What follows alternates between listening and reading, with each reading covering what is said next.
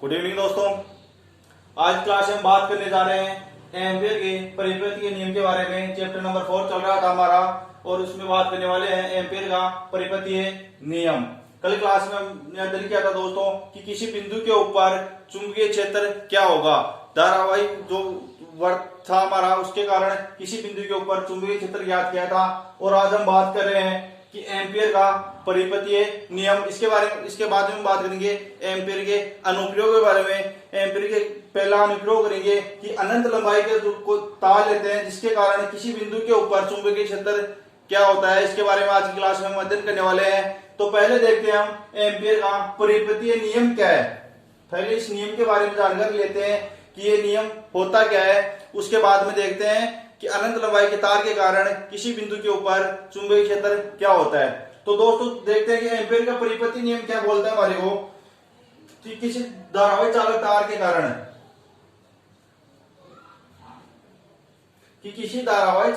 के कारण इसके जो चुंबकीय क्षेत्र का रेखीय समाकलन होगा कि धारावाहिक चालक तार के कारण इसका चुंबकीय क्षेत्र, जैसे धारावाहिक चालक तार ये वर्त है, इसके अंदर चुंबकीय क्षेत्र का रेखीय समाकलन, चुंबकीय क्षेत्र जैसे बी सदिश, इसका रेखीय समाकलन बोले तो रेखीय समाकलन को dl।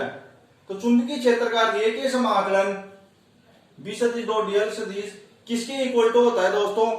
पर इसमें जब जो इस बंद परिपथ में कुल धारा बह रही है उसके म्यू 0 गुणा के इक्वल टू होता है। यानी कि जो बंद परिपथ है हमारा, इसके अंदर कुल कितनी धारा बह रही है उसकी म्यू 0 गुणा होता है। यानी कि इसमें कुल धारा बह रही है उसका म्यू 0 गुणा होता है। और यही हमारा एम्पियर का परिपथीय नियम है। तो इसमें एम्पियर का हेडिंग डालो दोस्तों आप, एम्पियर का परिपथीय नियम।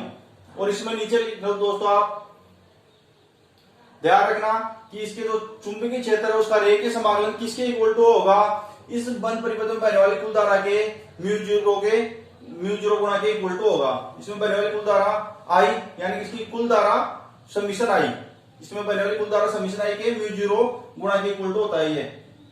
तो ये समाकलन बंद पृष्ठ कि बंद पृष्ठ में जो चुंबकीय क्षेत्र उसका रेखीय समाकलन तो इक्वल टू होता है इसके।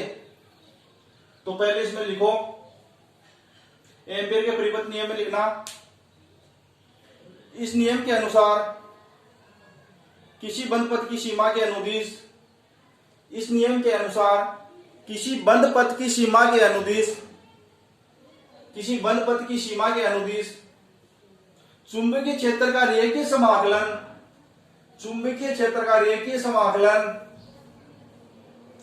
उस पथ द्वारा गिरे, उस पथ द्वारा, यह पथ है, इस पथ, उस पथ द्वारा गिरे कुल धारा का म्यू 0 गुणा होता है। कुल धारा समीशन आई, इसका मतलब क्या होता है, कुल होता है, यानी टोटल कितनी धारा है, कुल धारा का म्यू 0 गुणा होता है। कुल धारा का म्यू 0 गुणा होता है। इसे एम्पियर का परिपथ नियम कहते हैं, इसे एम्पियर का परिपथ नियम कहते हैं।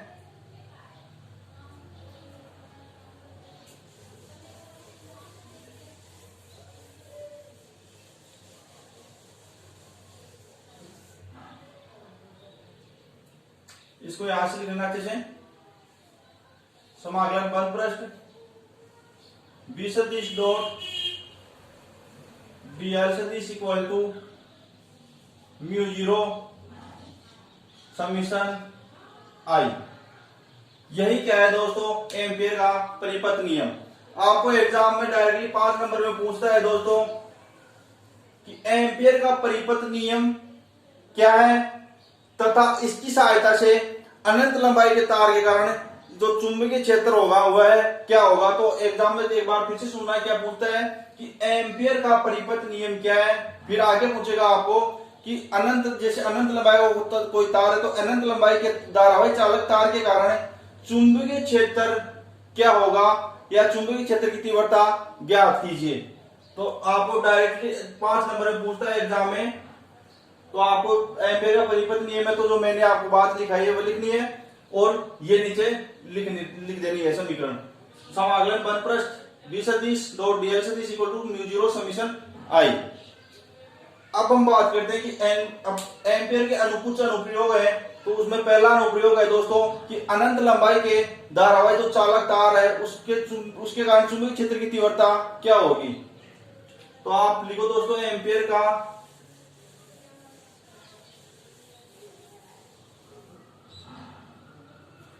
एम्पियर के परिपथीय नियम के अनुप्रयोग, एम्पियर के परिपथ नियम का अनुप्रयोग।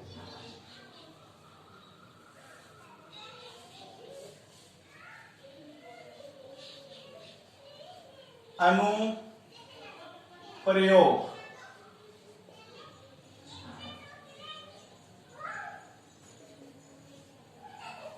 यह हो गया एम्पियर के परिपथ नियम का अनुप्रयोग। तो इसमें एक नंबर लगाना दोस्तों आप,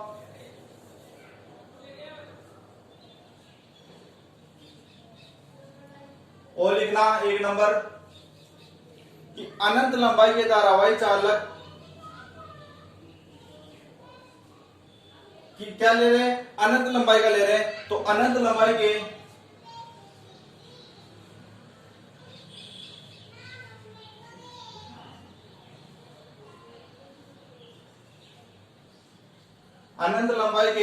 धारावाही चालक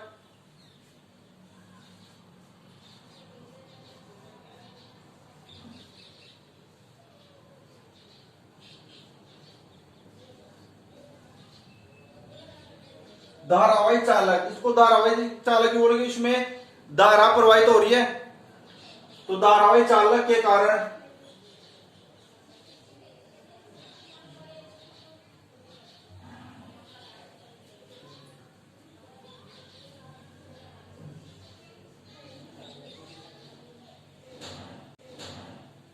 चुंबकीय क्षेत्र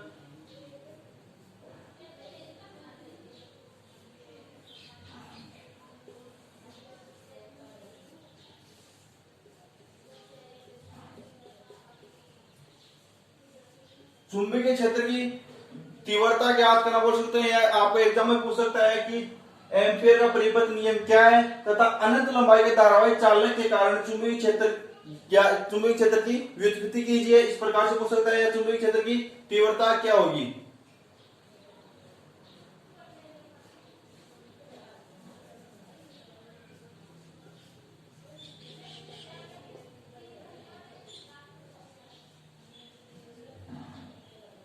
एक बार फिर से सुन लेना दोस्तों कि पहले क्या पढ़ा हमने एम्पियर का परिपथीय नियम, कि एम्पियर का परिपथीय नियम क्या होता है। तो क्या होता है, समाकलन बंद पृष्ठ बी सदिश डॉट dr सदिश equal to mu zero summation I. बस इतना ही ध्यान रखना है कि एम्पियर का परिपथ नियम क्या है, और जो मैंने उसमें 2 लाइन लिखवाई है वो याद रखनी है। अब बात करते हैं आगे कि अनंत लंबाई के धारावाही चालक के कारण चुंबकीय क्षेत्र की तीव्रता क्या होगी।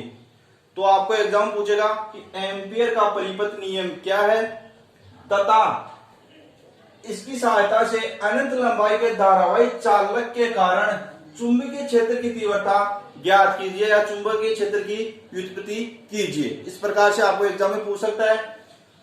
तो ये क्या बोल रहा है दोस्तों कि अनंत लंबाई के धारावाही चालक तार लेंगे, कि चालक तार कैसा लेंगे, अनंत लंबाई का लेंगे। तो अनंत लंबाई के जो धारावाही चालक तार ले रहे हैं हम, इसमें धारा प्रवाहित हो रही है, इसके कारण चुंबकीय क्षेत्र की तीव्रता हमारे को ज्ञात करनी है।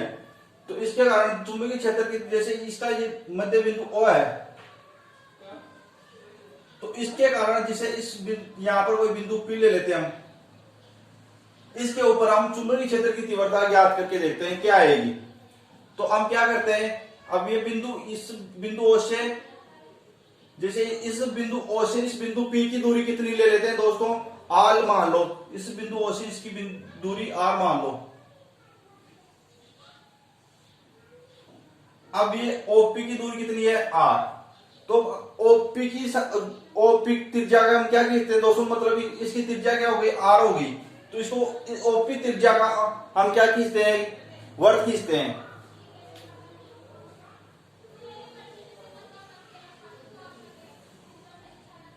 ये हमने क्या खींच लिया दोस्तों, एक OP त्रिज्या का एक वर्ग खींच लिया, जिसकी त्रिज्या तो कितनी है, स्मॉल r है। और इसका केंद्र कितना हो गया O, और इस यहां पर क्या मान लेते हैं दोस्तों, हम अल्पांश मान लेते हैं कि ये कल क्लास में मैंने बताया था कि जो वर्त है ये छोटे छोटे टुकड़ों से मिलकर या कुछ छोटे छोटे अल्पांशों से मिलकर बना हुआ होता है। तो ये छोटे छोटे अल्पांशों से मिलकर हमने एक वर्त खींचा है ओपी त्रिज्या का। तो इसका केंद्र O हो गया, इसकी त्रिज्या R हो गई, और इसमें दोस्तों I एम्पीयर की धारा प्रवाहित हो रही है, और ये dr अल्पांश हो गया। अब बात करते हैं दोस्तों इसकी अल्पांश की दिशा और चुंबकीय क्षेत्र की दिशा किस तरफ होगी। तो हमने जो एम्पीयर के परिपथ के जो दाएं हाथ के नियम थे वो पढ़े थे हमने, आपको पिछले वाली क्लास में देखना होगा कि हमने जो दाएं हाथ के कुछ नियम पढ़े थे उसमें एम्पीयर का जो दाएं हाथ का नियम था वो इस दाएं हाथ के अंगूठे का नियम था। वो क्या बता रहा था दोस्तों कि जब किसी धारावाही चालक तार को हम इस प्रकार से पकड़े कि ये धारावाही चालक तार है हमारा, जब किसी धारावाही चालक तार को हम इस प्रकार से पकड़े कि उसमें अंगूठा बहने वाली धारा की दिशा को तथा मुड़ी हुई अंगुलियां, जो ये अंगुलियां मुड़ रही है हमारी, तथा मुड़ी हुई अंगुलियां चुंबकीय क्षेत्र की दिशा को व्यक्त करें, चुंबकीय क्षेत्र की दिशा को व्यक्त करें, तो वह हमारा दाएं हाथ के अंगूठे का नियम था। तो वही इस पर लागू हो रहा है कि ये जो अंगूठा है ये तो धारा की दिशा को बता रहा है, और जो ये अंगुलियां हैं ये चुंबकीय क्षेत्र की दिशा को बता रही हैं। तो इसमें चुंबकीय क्षेत्र की दिशा और जो अल्पांश इसकी दिशा एक ही तरफ हो जाएगी। ये I एम्पीयर की धारा प्रवाहित हो रही है इसमें। तो अब इसमें दोस्तों आप ये डायग्राम बना लो, फिर आगे डेरिवेशन समझते हैं। डेरिवेशन में क्या ये पूछ क्या रहा है कि अनंत लंबाई का हमने तार ले लिया, तो अनंत लंबाई का धारावाही इसमें धारा प्रवाहित हो रही है, तो धारावाही चालक तार हो गया, जिसके कारण इसका चुंबकीय क्षेत्र क्या होगा वही निकालना है। तो ये डायग्राम बना लो, नीचे लिखना आप नीचे। माना एक लंबे सीधे तार के में, माना एक लंबे सीधे तार में धारा I प्रवाहित हो रही है, धारा I प्रवाहित हो रही है, इसमें धारा I प्रवाहित हो रही है। हम जानते हैं कि धारावाही चालक तार के चारों तरफ चुंबकीय क्षेत्र उत्पन्न होता है। किस प्रकार से जानते हैं दोस्तों, हमने पिछली वाली वीडियो में पढ़ाया कि चैप्टर के शुरुआत में पढ़ा था कि जब किसी धारावाही चालक तार में धारा प्रवाहित हो रही हो तो उसके चारों तरफ चुंबकीय क्षेत्र उत्पन्न होता है। ये किसने बताया था, ओरस्टेड नामक एक वैज्ञानिक था, उसने बताया था कि जब किसी धारावाही चालक तार में धारा प्रवाहित हो रही हो तो उसके चारों तरफ चुंबकीय क्षेत्र उत्पन्न होता है। तो ये बात हम जानते हैं ऑलरेडी पहले से। अब नीचे लिखना, माना तार के बिंदु O से, माना तार के बिंदु, ये तार के बिंदु O ही तो लिया था हमने, माना तार के बिंदु O से R दूरी पर एक बिंदु P लिया है जिस पर चुंबकीय क्षेत्र की तीव्रता ज्ञात करनी है, जिस पर चुंबकीय क्षेत्र की तीव्रता ज्ञात करनी है। R बिंदु पर, R दूरी पर तो एक बिंदु P लिया है जिसके ऊपर हमारे को चुंबकीय क्षेत्र की तीव्रता ज्ञात करनी है। बिंदु O को केंद्र मानकर, बिंदु O को केंद्र मानकर OP त्रिज्या का एक वृत्त खींचते हैं, OP त्रिज्या का एक वृत्त खींचते हैं कि इसको केंद्र मानकर इस प्रकार से वृत्त खींचते हैं। OP त्रिज्या का एक वृत्त खींचते हैं, OP त्रिज्या का एक वृत्त खींचते हैं। तो एम्पीयर के परिपथ नियम से, एम्पीयर के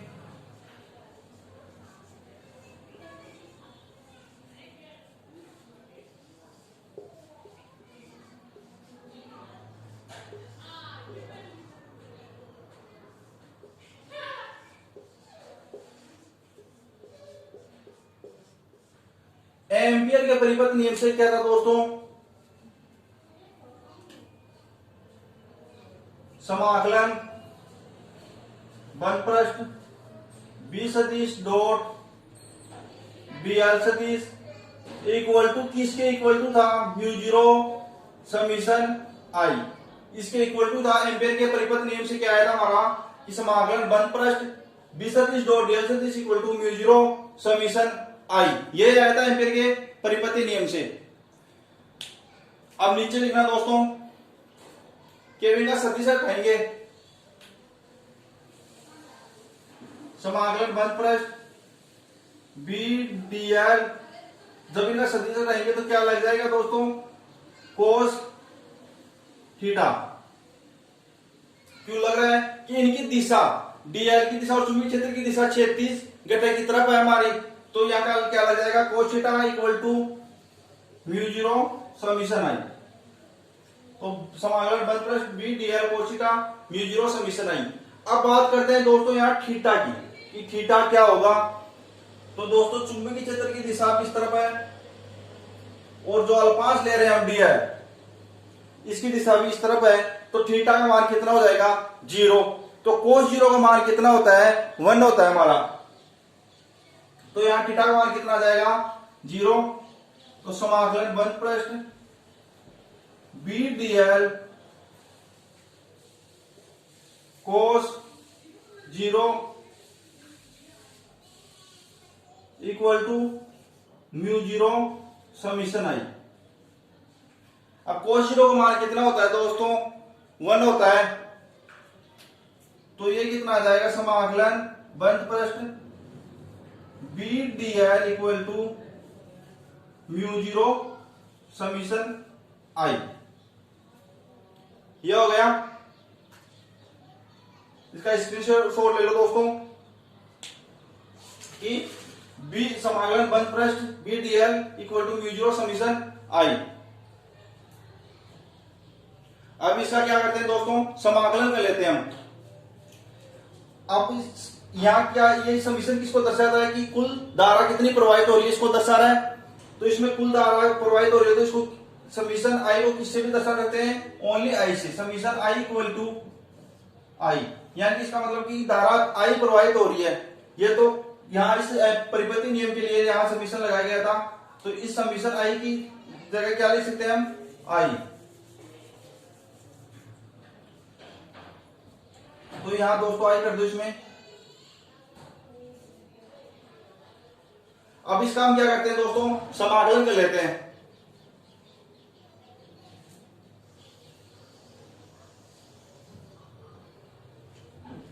तो यहां से बी चुंबकीय क्षेत्र तो बाहर आ जाएगा,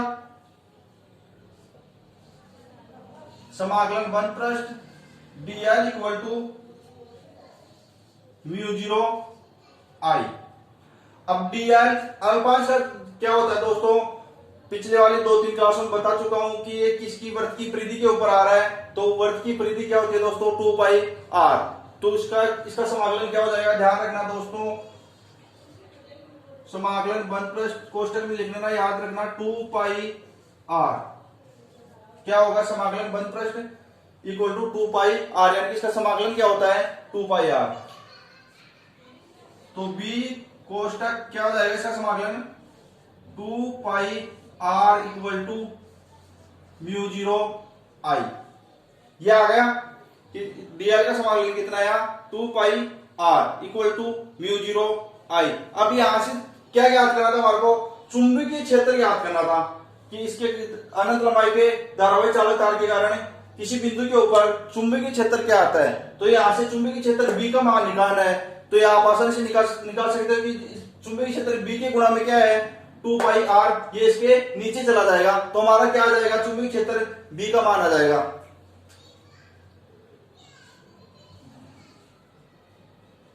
बी इक्वल टू